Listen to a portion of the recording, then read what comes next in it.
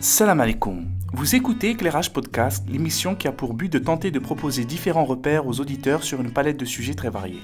Pour notre deuxième podcast, nous allons aborder le sujet « L'impact éducatif des nouvelles technologies et ses dangers ».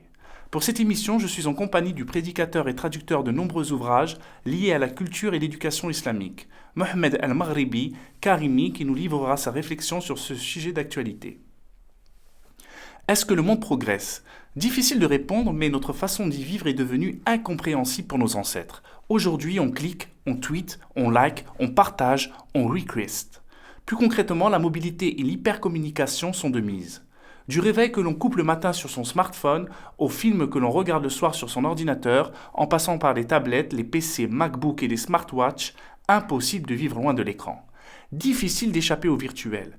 Quels sont les risques pour les jeunes de cette génération digitale native et comment y pallier ? Évidemment, le propos ici n'est pas de se positionner contre les nouvelles technologies, mais bien de comprendre les débordements. Le potentiel inédit que la révolution numérique engendre est gigantesque par bien des aspects.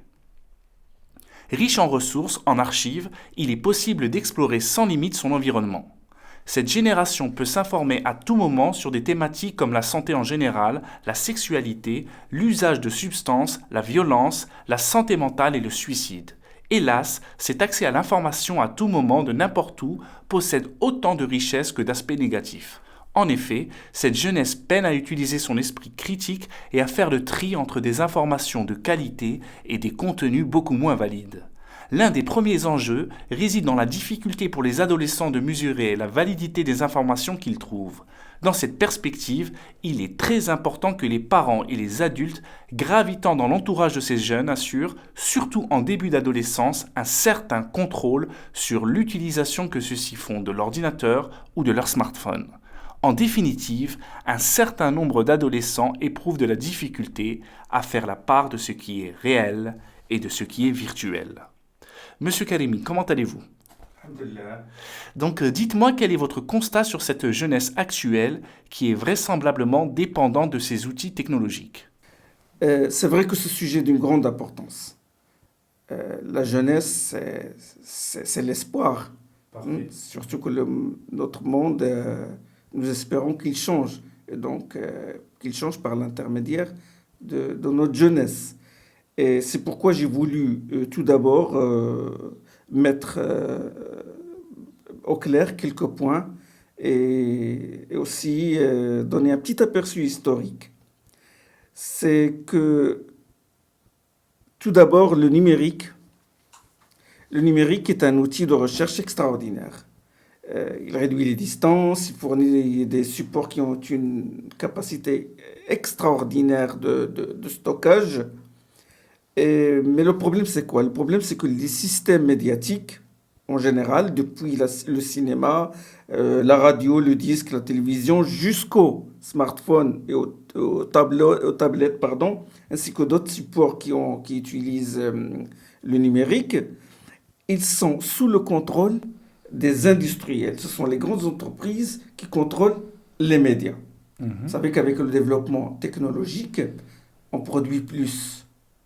Et donc, quand on produit plus, on veut que les gens consomment ce qu'on a produit pour tourner la machine. Exactement. Or, les gens, ils ont une culture, ils ont un savoir-vivre, un savoir-faire, ils ont des choix.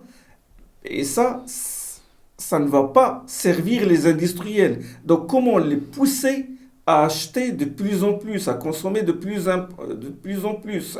D'où l'apparition de ce qu'on appelle le marketing, dont l'inventeur est Édouard Bernays, qui est le neveu de Sigmund Freud.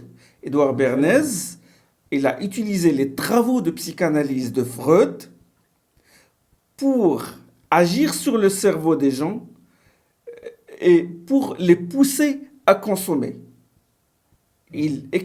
Pour exploiter les failles du cerveau humain, de jouer sur le pulsionnel et écarter tout ce qui est intellectuel raisonnable. Et voilà. Et il a vendu ses premiers services aux compagnies de tabac. Et donc, pour pousser les gens à fumer et tout. il a utilisé cette technique-là. Et il a ciblé, parmi ses cibles, c'était les femmes. Les femmes avant ne fumaient pas.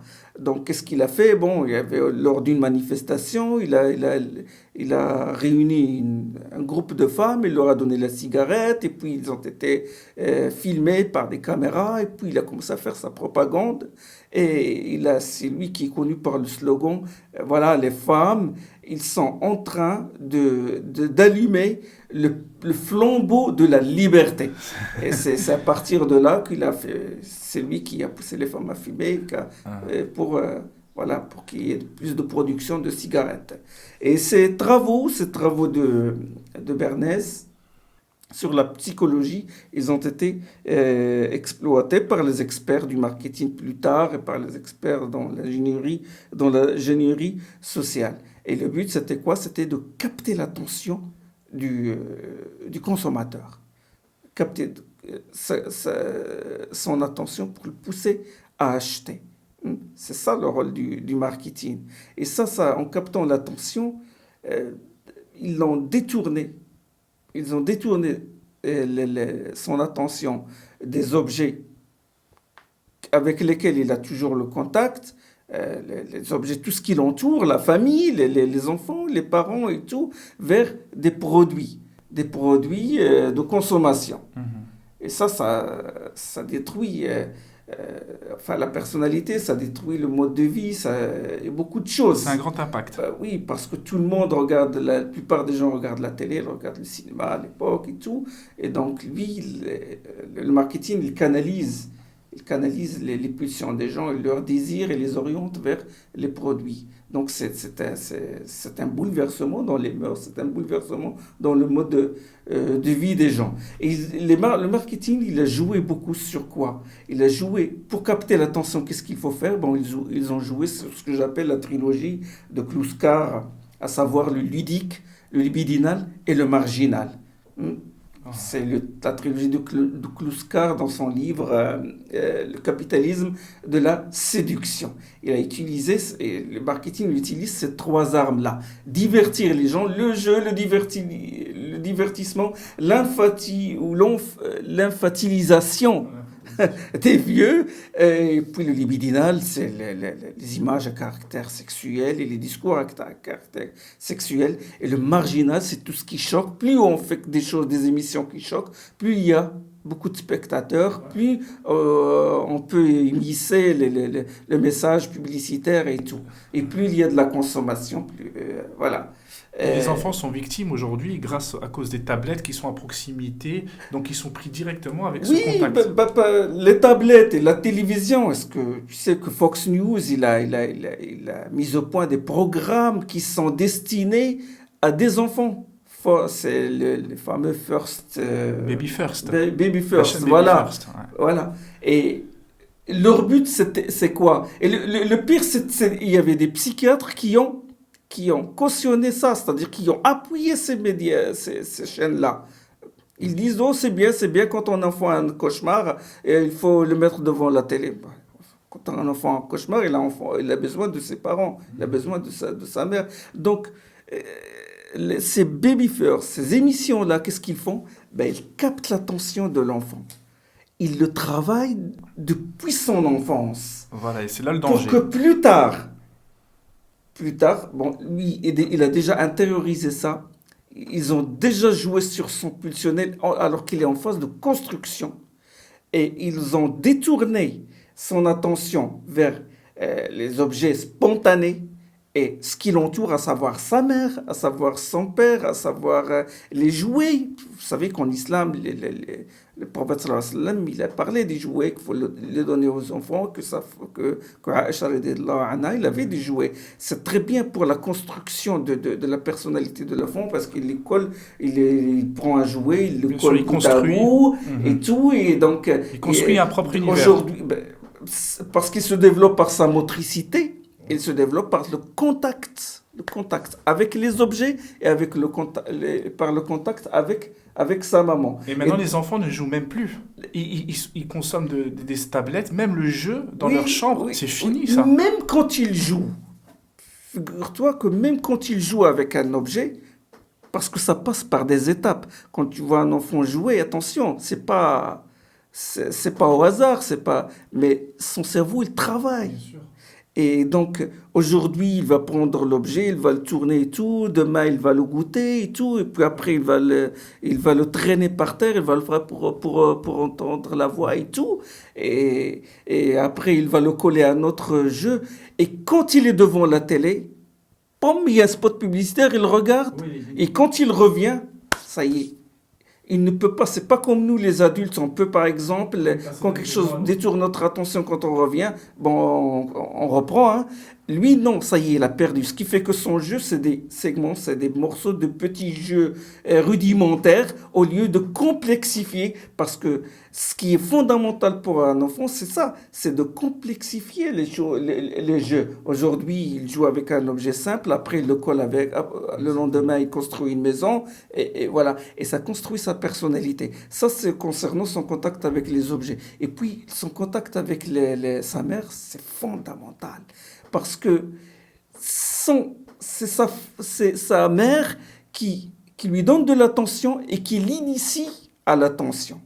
Plus il a l'attention, plus il va réfléchir après, plus il va lire, il va écrire, plus il va, après, quand il sera adulte, il sera créatif et tout. Tout se fonde sur l'attention. Tout. Et les médias, qu'est-ce qu'ils font? Ils détournent, ils cassent, ils massacrent, comme a dit un philosophe. Il a dit, on massacre nos enfants avec les médias. Et effectivement, les parents sont pris par cette société où il faut constamment travailler plus pour gagner plus, et ils éprouvent des difficultés à accorder un temps qualitatif à l'éducation de leurs enfants. D'ailleurs, ce sont souvent ces mêmes parents qui favorisent inconsciemment cette addiction dès leur plus jeune âge en laissant leurs enfants regarder la télévision jusqu'à tard la nuit. Et les parents achètent un smartphone à leurs enfants de plus en plus tôt. Dès l'adolescence et de manière croissante, les nouvelles technologies sont omniprésentes dans leur quotidien. Monsieur Karimi, n'est-ce pas un danger de mettre trop à disposition des enfants ces nouvelles technologies? Bah oui, bien sûr. Parce que déjà, ces médias, ils captent son attention. Et ils jouent sur ses pulsions. Et donc, une fois dans le supermarché ou dans un magasin et tout, tu vois des enfants crier, tomber par terre, ils pleurent et tout, ils sont dans un état. Hystérique. Ça y est, une addiction a été créée en eux vis-à-vis de ces jouets, vis-à-vis de ces objets-là. Et ils poussent leurs parents. Et en fait, c'est le but des entreprises, c'est le but des industriels. C'est ça. Ils travaillent sur les enfants pour que les enfants fassent des pressions sur leurs parents pour que leurs parents payent. Tout se base, on est vraiment, notre société, elle repose sur un mécanisme consumériste qui use maintenant certains philosophes parlent de psychopouvoir carrément et de neuropouvoir qui agissent sur les cerveaux. C'est incroyable. Des gens. Oui, ben, c'est un problème, bien sûr. Et plus on détourne l'attention de l'enfant, plus il n'a plus la capacité, il aura après des troubles attentionnels, des troubles émotionnels, parce que quand il le détourne non seulement des objets, mais de ses parents. Or, pour s'épanouir, il a besoin d'un contact corporel. C'est pourquoi Allah subhanahu wa ta'ala a révélé que les femmes doivent allaiter leur enfant durant 2 ans. C'est pas seulement la question du lait qui contient des anticorps. Est-ce que le lait artificiel est pareil? On est en train de fabriquer, de sortir d'un genre, un lait qui est aussi efficace que celui du lait maternel. Mais non, mais tout réside dans le contact. C'est dans le contact. Et figure-toi que 70%, parce qu'en contact comme ça, la mère, elle parle à son fils. Et 70% des mots que reçoit l'enfant, il le reçoit de sa mère, 30% de son père. C'est pour ça que le droit de la mère est le triple en islam, il est le triple que le droit du père. Et quand il regarde la télé, ben ça le détourne. Il y a des gens qui disent, bon, écoutez, on peut ils disent, écoutez, on va faire des émissions, on va leur acheter des DVD, on va les faire regarder des émissions culturelles, des émissions éducatives. Mais même ça, c'est pas efficace. Ce n'est pas efficace parce que l'enfant a besoin d'attention, a besoin d'un échange. Le langage, ça s'acquiert par l'échange. L'enfant, il va regarder la télé, bon, un arbre va surgir, ah tiens, un arbre. Et puis une maison, une maison. Mais entre l'arbre et la maison, lui, il a regardé autre chose. Il a regardé le pot de yaourt, il a regardé un stylo par terre et tout. Et voilà, il est perdu. Quand il revient à la télé, bon, il lui envoie notre message, il est perdu. Et on remarque qu'à cause des tablettes et à cause des smartphones, que les enfants de plus en plus tôt, ils sont addicts. Ils jouent beaucoup avec ces tablettes, avec des jeux vidéo. Et les enfants, on remarque que dans leur chambre, ils ne jouent plus à des jouets, ne jouent plus aux poupées pour les filles. Et qu'est-ce que vous en dites par rapport à ça? Le développement de l'enfant, le développement de l'enfant dépend de sa motricité, c'est fondamental, de sa motricité et de son contact avec les objets. Et les tablettes, les médias, ils court-circuitent tout ça. Voilà, Ça a un effet néfaste sur son développement cognitif, intellectuel. C'est très important. Donc ça court-circuite l'éducation de l'enfant par rapport à L'éducation, l'espace, par rapport aux objets. oui, ça court-circuite aussi le rapport avec ses parents, parce que bon, c'est fondamental, le rapport avec les parents, le respect des parents et tout. Donc le modèle, la famille qui est la cellule de la civilisation, et on est en train de la massacrer, elle aussi. Ce rapport-là, même quand, des fois, bon, dans la famille, mes proches, mes frères et sœurs, ils ramènent leurs petits chez nous et tout, mais ils ne nous regardent pas, ils ne nous parlent pas. Ils sont hypnotisés par oui, leur oui, tablette. oui, ils ont leur tablette et puis voilà. Il n'y a plus de Il n'y communication. a plus de communication. Et ça, c'est pas normal. Ça détruit la personnalité de la personne, ça l'isole, ça ne l'épanouit pas. Ils se D'accord. renferment, ils sont souvent capricieux, nerveux, Oui, au oui, contact. il est dans le pulsionnel, il n'est pas Exactement. dans l'intellectuel. D'accord? Et ces contacts, ces problèmes-là, il entraîne d'autres problèmes. Ce qui fait que depuis qu'il est enfant, il regarde la télé, il regarde la tablette et tout, quand il l'emmène à l'école, l'instituteur, qu'est-ce qu'il va dire? Il va dire, bon, oh là là, il est hyperactif, il ne fait pas attention à ce qu'on lui dit et tout, et voilà, Et il ça a tire un la impact. langue et tout. Donc, tout ça, il a déjà accumulé quand il est dans la maison de ses parents, chez lui déjà. Donc, il a accumulé un tas de problèmes qu'il faut que l'instituteur, pardon, Résolve. leur donne voilà. D'ailleurs, les instituteurs, ils ont de plus en plus de Ils sont problèmes avec les débordés enfants. et tout. Ouais. Et regarde, on a des problèmes, il y a des troubles attentionnels, des troubles dans le langage. Les enfants ne savent pas lire, ne savent pas écrire. C'est grave à cause de ces jeux-là, à cause de ces médias-là. Et ça entretient une sorte de médiocrité. Regarde, dans tous les domaines, que ce soit dans l'art, dans la littérature, même dans la religion, il y a un manque de créativité qui est flagrant. Or, c'est très important pour un enfant pour s'épanouir. Il faut qu'il lise, il faut qu'il. Or, le problème, c'est les tablettes, ils l'empêchent de lire. Ils l'empêchent de. Même dans l'écriture, ils n'arrivent pas à écrire. Or, le Coran, l'islam, il insiste sur la question de la lecture et de l'écriture après la mémorisation. Le Coran s'appelle le dhikr. Et la première révélation qui était descendue sur le prophète sallam, c'est « Lis au nom de ton Seigneur qui a créé ». Lis au nom de ton Seigneur qui a créé. Iqra bismi rabbika alladhi khalaq, khalaqa al-insana min al-'alaq. Il a créé l'homme à l'aide d'une adhérence. Iqra wa rabbuka al-akram alladhi 'allama bil-qalam. Lis et ton Seigneur est le plus généreux qui a enseigné à l'aide du qalam. C'est-à-dire même l'outil a été mentionné dans cette première révélation. Tu t'en rends compte? Il n'a pas dit adore ton Seigneur, il n'a pas dit crains Allah, mais il a dit lis, parce que c'est fondamental pour la suite. Et il y a une anecdote qui est vraiment subtile, c'est que quand Allah a dit lis au nom de ton Seigneur, et il a parlé juste après de création. Il a créé l'homme à partir d'une adhérence. Oui, Quel est le lien entre la création et la lecture? ils sont liés. Ils sont liés. Il a parlé d'adhérence, l'embryon, il a parlé d'étapes, c'est-à-dire qu'Allah il a créé l'homme à partir de cette adhérence qui va évoluer pour donner un fœtus, etc., jusqu'à ce que l'enfant voit le jour. Et puis, il y a l'ordre de lire. Parce que les savants, ils ont dit, parce que l'enfant, il connaît deux naissances. La première naissance quand il sort du ventre de sa mère. Quand il était une adhérence, puis il a évolué, il est devenu un embryon, etc. Et la deuxième naissance, quand il lit au nom de son Seigneur. Donc la lecture, c'est une deuxième naissance.